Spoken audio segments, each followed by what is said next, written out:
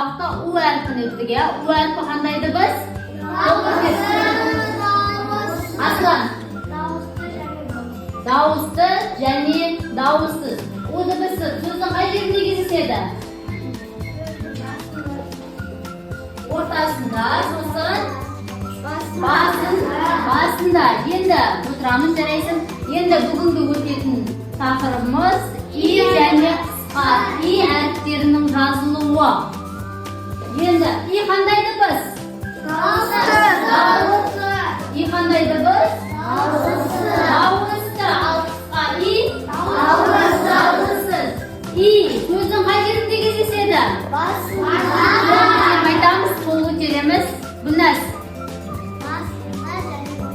Басында және ортасында.